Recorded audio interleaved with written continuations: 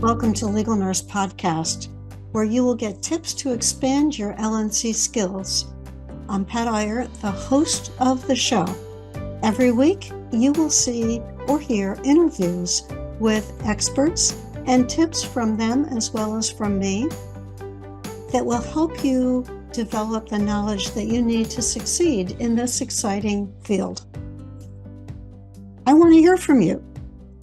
Share your thoughts about the show by going to podcast.legalnursebusiness.com. Look for a red button on the homepage. When you click on that button, you can leave me a question or share a compliment or a suggestion about the show. I want to hear from you. Coming up March 14, 15, and 16, 2024, join us for the 9th LNC Success Online Conference. This is an event where you can get support, a community, and knowledge about the specialized field of legal nurse consulting. Get your ticket by going to this link, lnc.tips/March 2024 virtual. And if you see this podcast or hear this podcast after that date, go to the link and you'll be able to invest in the recordings. I'll see you there. Now, let's go to the show. I'm Pat Iyer, and welcome to Legal Nurse Podcast. This is our weekly show that brings you tips and insights and experiences that help you in your LNC business practice, no matter where you are in the world. And today, my guest and I are separated by the Atlantic Ocean. She is in Nigeria, normally resides in California, and is visiting family in her native country. I'd like to welcome you, Silvia, to the podcast. This is Silvia Aninye, who has a practice in California, working in the area specifically of helping attorneys with defense medical examinations. Silvia has a strong emphasis in her business in supplying legal nurse consultants to act as observers in those exams, and we'll get into those exams and why they are ordered or requested by the defense as part of this podcast. Silvia also serves attorneys and the public in other ways, such as functioning as a mediator in working with parties to help resolve cases prior to them going into a courtroom. Silvia, welcome to the show. Thank you very much. Let's start for those of us who are listening to the show, for people who are not familiar with the defense medical exam. What is it, and what are some other names for it? A defense medical exam is usually an exam that is ordered by the opposing party. In this case, it would be the defense. But in most cases, it usually is the insurance company that orders the exam. The other names the exam is known by is an independent medical exams. The insurance companies like calling it an independent medical exams. And an attorney, usually the plaintiff attorney, likes to call it the defense medical exam because it is actually ordered by the defense. And the reason for the exam is to see what the extent of injuries are in terms of treatment, what injuries the client already has, at what position they're in, what level, if the injuries have actually resolved or if they haven't resolved or if they've gotten worse. So basically, the doctor is simply checking to make sure that the injuries have not worsened or sometimes remain the same. And if they have, the doctor writes up a report giving recommendations on how to deal with whatever the situation is with the client. Well, Silvia, as you describe it, that sounds very straightforward. why is it necessary for a legal nurse consultant to observe this exam that the physician does? Yes, the reason why the exam is a legal nurse consultant needs to attend the exam is because in the past, at least in California that I live in the past, the defense has ordered these exams and then they send the client to a doctor that was hired by the defense. As a result of that, most of the time, the defense attorneys and the doctors kind of script the exam before the exam. In other words, in most cases, the attorneys, the defense attorneys tell the doctors what questions to ask and what areas to push for and what areas not to push for. This brought an actual imbalance to the process, which mainly was, mainly was supporting the defense.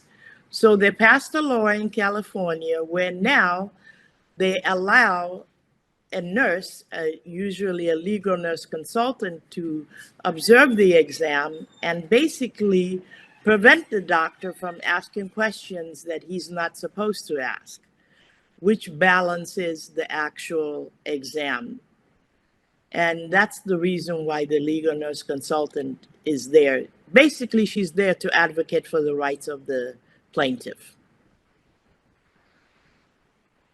And to clarify, California has a specific regulation permitting a nurse to be present and permitting a nurse to record and to make objections.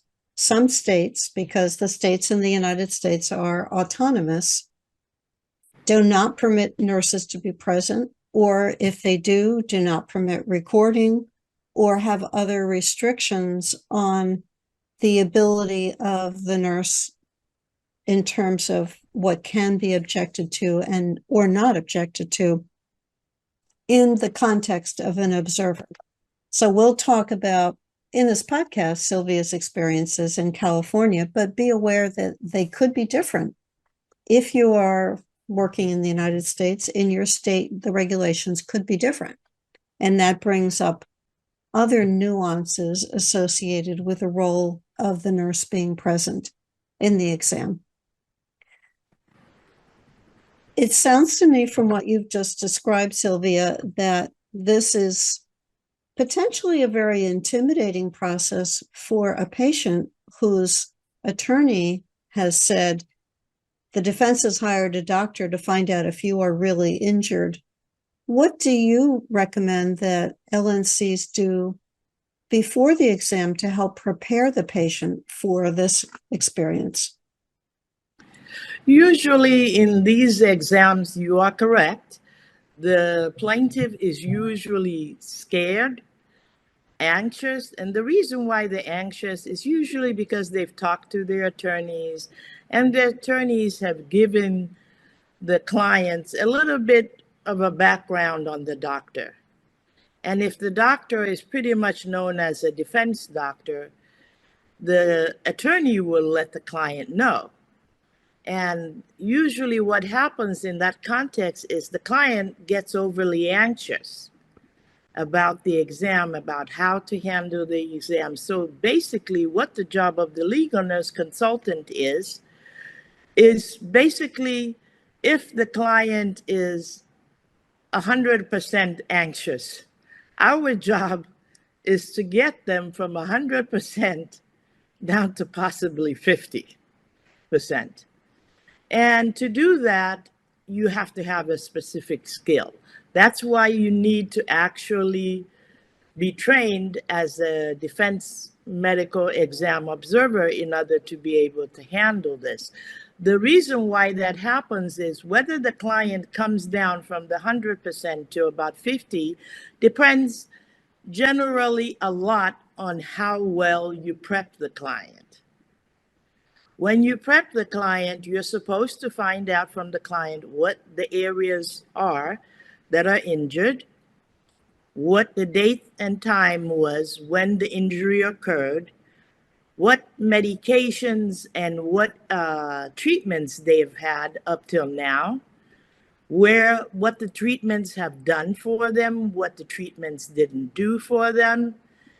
And then also, I think the most important aspect is the part where the defense medical observer informs the client on what questions they have to answer and what questions they don't have to answer. The main 4 points that the client has to listen to is to make sure that under no circumstances do they release information regarding their personal medical history. Their personal medical history is private. The only information they're supposed to release is whatever happened in the context of one paragraph, whatever happened as an incident, slip and fall, motor vehicle accident, whichever one it is, what injuries they've had. If the doctor asks the questions about the personal history of the client, it's the job of the legal nurse consultant to object to any questions regarding the personal medical history of the client, the employment history of the client, beyond what kind of job they do, any injuries or surgeries that the client may have had that are not related to the incident in question, and also medications that the client might be taking personally as well as for the injury. The client is only supposed to mention the medications that they're taking for the injury. Now, you will find doctors that actually are very aggressive, from passive aggressive to actual aggression. It is the job of the legal nurse consultant to also stand her ground and make sure she indicates per the recording, meaning if the doctor is doing anything that is hurting the patient, which they're not supposed to do, the legal nurse consultant needs to indicate that on the recording. They can't stop the doctor from doing things, but they can indicate verbally what the doctor is doing. So at the end of the exam, the attorneys are aware of what exactly transpired during the exam. Hopefully that answers your question. Yes, that is a lot to cover. And you mentioned bringing the anxiety level down from 100 to 50%. I suspect you've been involved in situations where you start providing this information and then you watch the anxiety level go back up. Exactly. Oh, I never thought that could happen, you might hear. Exactly. You know, and usually, just a tidbit, the way I get the client's anxiety level to come down is by giving them a picture of the doctor. In other words, personality-wise, psychologically, how the doctor approaches the exam. Not that we can control the exam, but I tell the client, look, this doctor is passive-aggressive. He asks questions like your personal medical history, even though he's not supposed to. I will object when he asks those questions. And also, he will ask questions that might intimidate the client. I always prepare the client so the client knows that they have someone in the room that will basically act as a buffer between the doctor and the client. And usually most clients that I've had at the end of the exam, they're really appreciative. They always say, oh my God, I'm so glad you were in there with me. Everything happened exactly the way you explained to me the night before during the prepping session. We recognize how helpful it is to the patient to have the nurse there. I would suspect that you've encountered doctors who do not want a nurse observer to be in the room. What happens then? Before we continue with the show, I'd like to share this special announcement with you.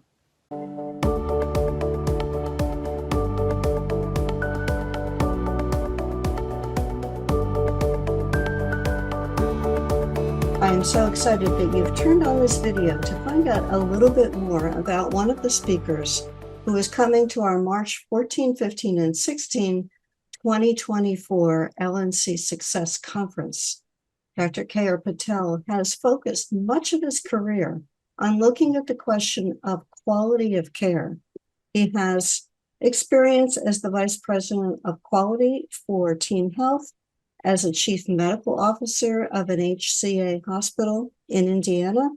He's the chairman, he has experience as the chairman for the HCA Capital Division for the emergency departments, and as a medical director for KeyPro, the Quality Improvement Organization.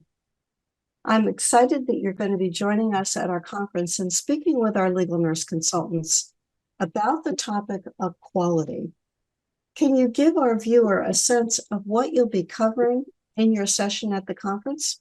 Absolutely, Pat. First of all, it's an honor that you've asked me to speak to your group.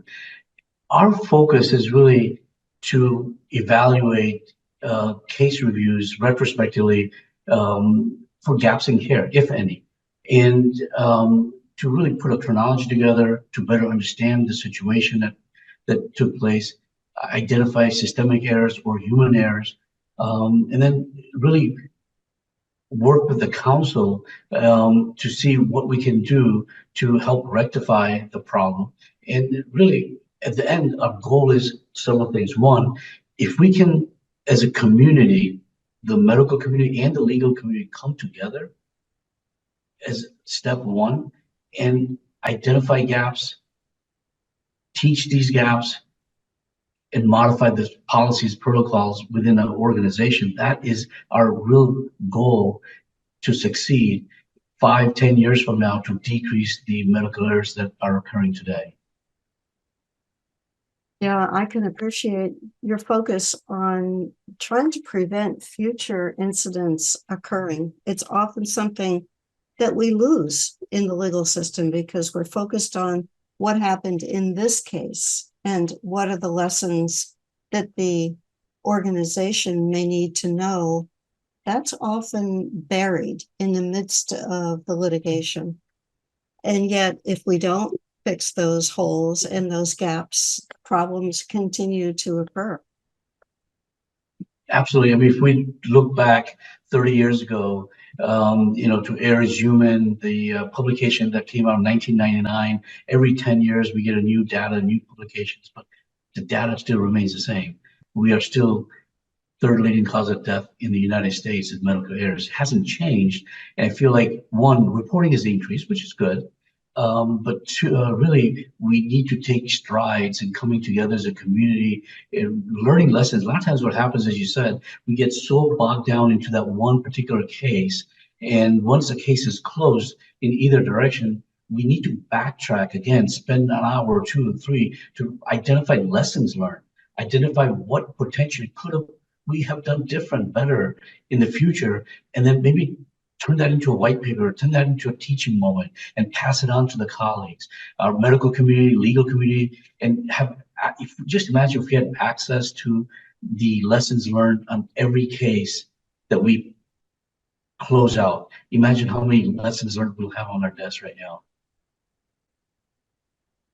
It's a wonderful vision. I understand that the price that people pay in our system, both the providers who are sued and the patients who are injured. And what if we could reduce that and make sure that people got safe, effective care, including all of us who are attending this conference and all of us who are working within the legal system, we're all affected as patients. Absolutely. We are going to explore the subject with Dr. Patel at our conference, as well as look at your role as a legal nurse consultant in helping attorneys identify which of the cases is truly due to negligent care and which are bad outcomes, which occurred regardless of what the providers were doing in the facility. That critical distinction is so important at the beginning of a case to help attorneys so that they don't take bad cases if they're plaintiff attorneys, bad meaning the ones that they can't possibly win, and not devoting their resources to those cases. or for defense attorneys who are struggling to uphold the reputation of the people they represent, that they know which cases they should be vigorously defending. Join us at our conference on March 14, 15, and 16, 2024 at the link right below this video, lnc.tips/March 2024 virtual. I'll see you there.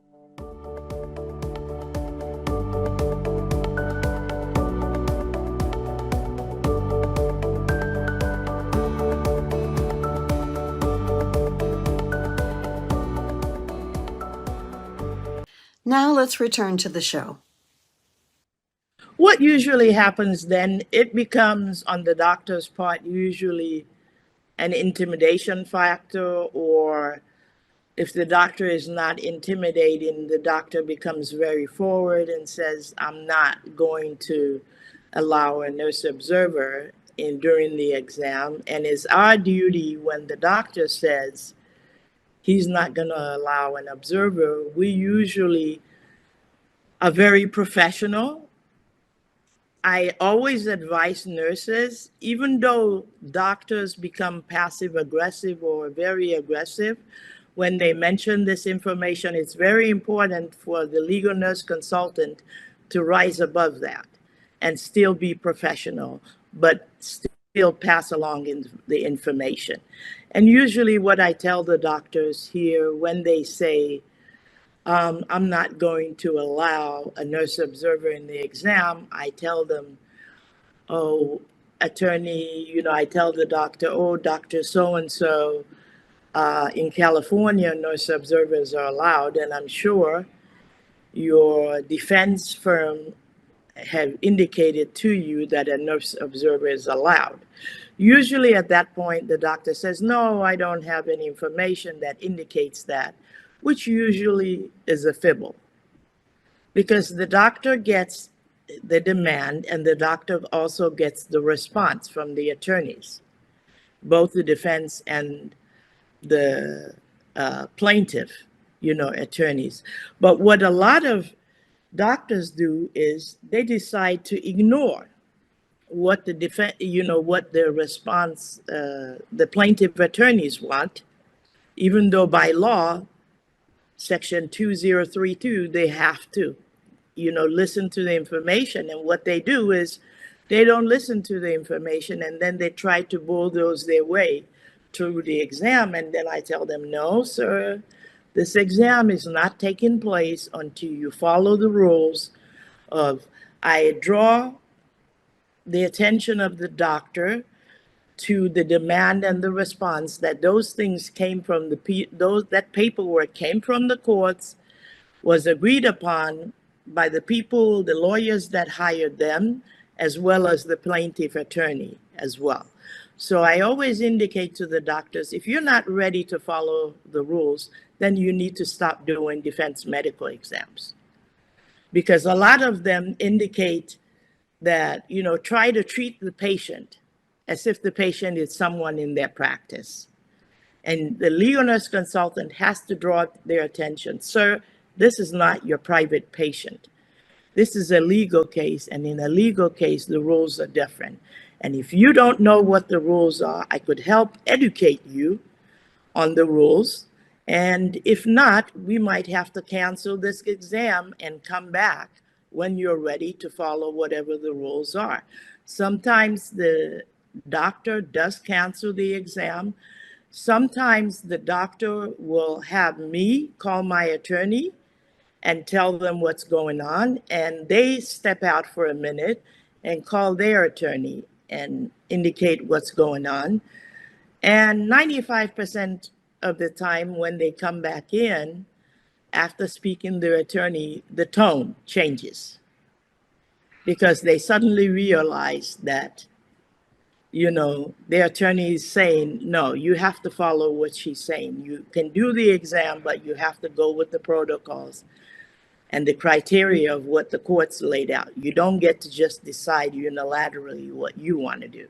So then they come back in, and then the exam takes place like it should. And, usually that works out. But if for any reason The doctor is very adamant, which happens occasionally, and he doesn't want to follow the rules. What I do, I advise the nurses never cancel the exam unilaterally. That's very important. Call the attorney in front of the doctor if the doctor wants to be there, and inform the attorney what the doctor is doing. The attorney is the only one that can give you the authority to cancel the exam. This is very important because in the future, when it comes to money, it is very important who canceled the exam. Whether we canceled it or the doctor canceled it, there are fees to be paid for cancellations. So we have to make sure that the fault is not on our side, so we don't have to pay those cancellation fees. So if it's on the doctor's side and he decides I'm not listening to her and he canceled the exam, that's all in good. What happens in that situation is the doctor can't charge a cancellation fee because he canceled the exam. So we steer the exam to the direction where the doctor cancels the exam, so we don't incur any cancellation fees. Hope that helps. Yes, that's very helpful to explain. You and I are working together on a book on this process for legal nurse consultants. And last night I was reviewing some of the reports that I have written in the past as an LNC observer. And in one of the reports, the physician was not clear that I was allowed to be there, called the defense attorney. The defense attorney said to the doctor, yes, she can be there. And then the exam proceeded. Certainly it can come up because I think in part this was a physician who had not done that many exams and had not encountered a nurse being present before. So it was a new and unusual experience in this physician's practice. You mentioned before, Silvia, about passive-aggressive behavior and aggressive behavior. I think it would help our LNC listener to know not all doctors are pleasant. This is not news for anyone who's worked clinically. Not all doctors are happy to have a nurse there. Not all doctors are happy to be examining the clients who we are there to support. Tell us about some passive-aggressive behavior that an LNC might encounter at an exam. Well, kind of the most common that you would receive from the doctor when they're passive-aggressive, when you come in and the doctor introduces himself, a lot of times the doctor doesn't introduce himself. He just comes in and just gives his name, and after giving his name, gets started on the exam. That is inappropriate. The doctor is supposed to give the plaintiff a clear picture of who hired him. In other words, if it was a defense attorney, they need to mention that. They don't usually mention the actual name of the defense firm, but they just say, the defense hired me. And then in insurance companies' cases, they say the insurance company hired me to evaluate your injuries. That is an appropriate introduction, but a lot of doctors don't do that because they think if they do that, the client will feel like the situation is more or less a situation of that he's on the defense side, when technically, which I don't understand psychologically why the doctors do that, because technically just the exam itself is obvious that the exam is being paid for by the defense. But they try to mask that and try as much as possible to try and present the exam as actual independent. And I've had to jump in at the beginning of my practice and tell some doctors, excuse me, sir, I'm so sorry to, interrupt, But you need to stop telling my client that this is an independent medical exam, because it is not independent. The people that hired you are the defense that is being sued in this case. So the defense has a conflict of interest in this situation. And just as, the plaintiff has one as well, being at the exam. So for you to mention that this is an independent medical exam gives the impression that this exam is neutral, and it's not. And in terms of passive aggressive, a lot of doctors come in very rude. That's a sign of aggression. A lot of doctors know the client actually has a case. Doctors pretend like they don't have the medical records, and they try to ask questions that the observer will go ahead and block.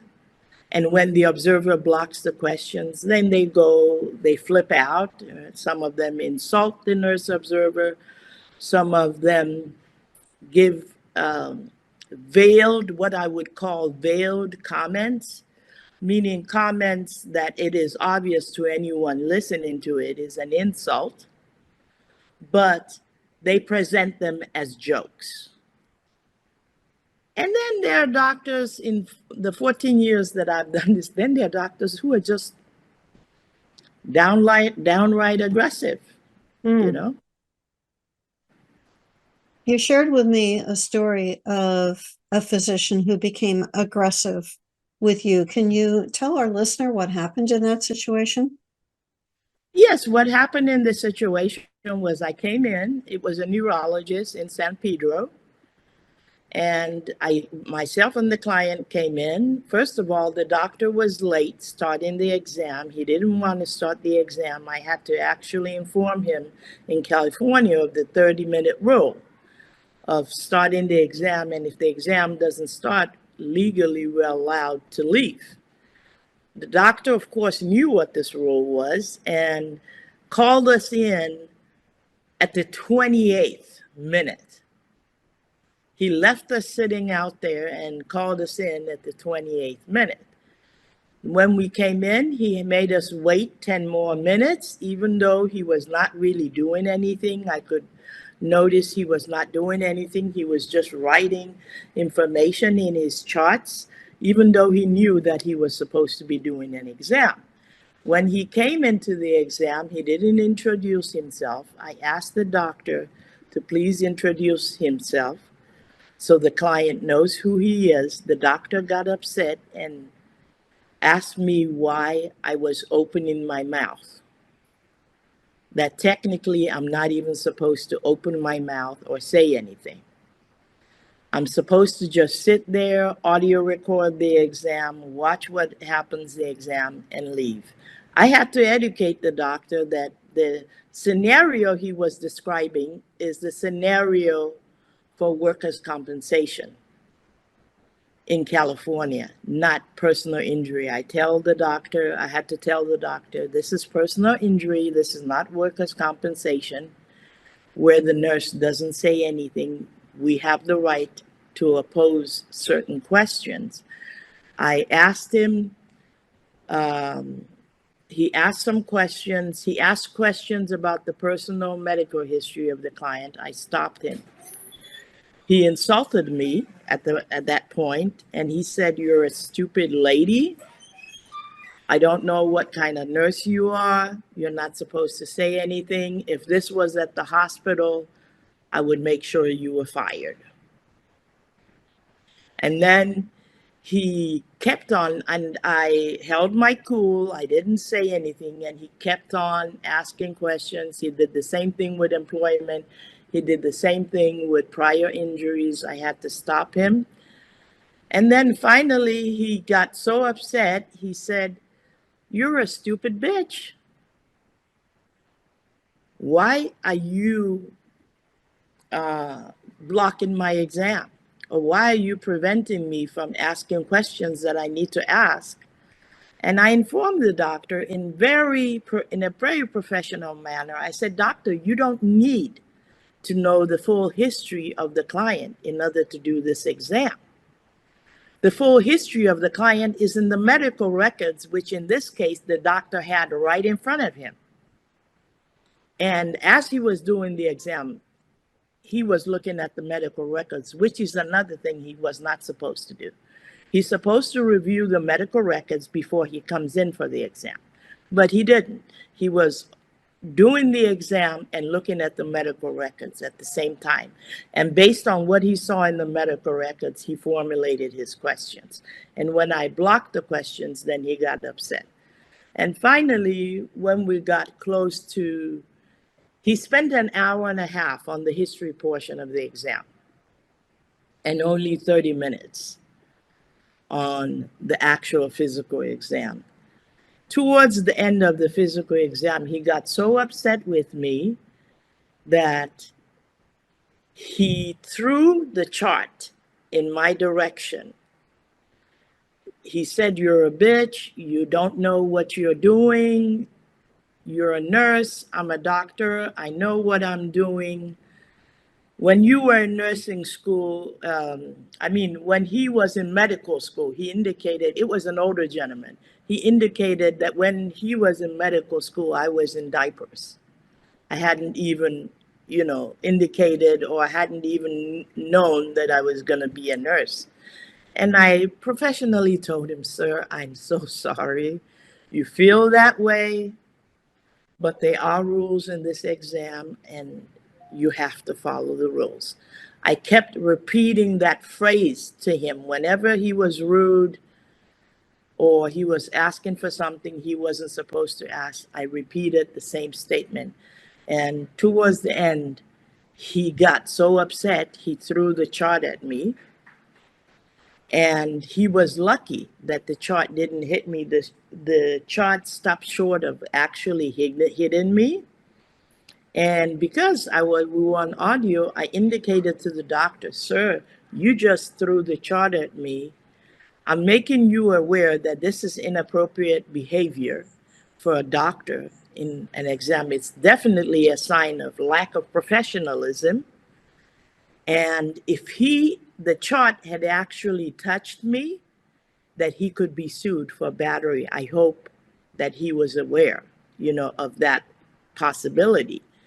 The doctor ignored what I said and did the exam and ushered us out of the office.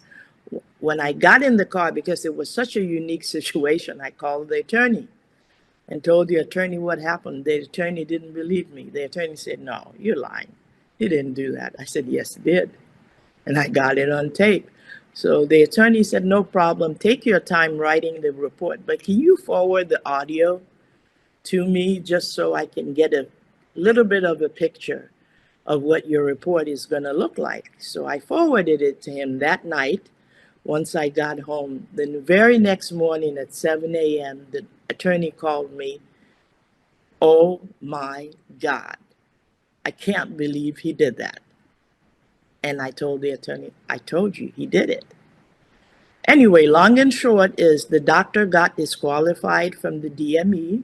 He was reported to the medical board. And I haven't seen him in very many DMEs since then. And that was over 12 years ago. So it looks like maybe he'd been barred from doing the defense medical exams, because I never really saw him again after that. Well, thank you for that story. There's so many lessons to be learned from the dynamics of that situation. And you've emphasized the importance of the LNC knowing the regulations, standing ground, being firm, and forcing an aggressive physician to adhere to the rules, which he clearly did not want to do. Mm-hmm. He didn't want to, but he had to follow the rules. And also another point that I need to make with this physician, he also refused to look at the demand and the response as well. So you can imagine what the picture looked like. Silvia, we have reached the end point of this podcast. I know that we could talk much longer on this topic. What would be the best way for our listener to be able to reach you? Usually my phone number is the best way to reach me. My cell phone number, that's 310-340-9618. And if anyone wants more information about me as a person, they can go to my website at www.weberlegalnurse.com. All right. Thank you so much, Silvia. We've just scratched the surface in terms of the role of the LNC in handling DMEs, and I encourage our viewer to look for the book that Silvia and I will be releasing in early 2024, depending upon when you hear this podcast. It might be available for sale on Amazon.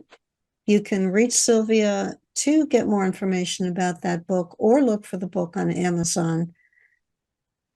Thank you for being a part of this show, Silvia, and thank you to you, the listener, who has gotten pulled into the DME office to find out some of the nuances of how LNCs assist attorney clients by being advocates and observers at the defense medical exam. I'm Chris Mew, a guest host on Legal Nurse Podcasts. Our guest is well known in the LNC community as a pioneer and thought leader. She's been using AI for several years and brings you today her thoughts and recommendations for you as an LNC. Here's Pat Iyer.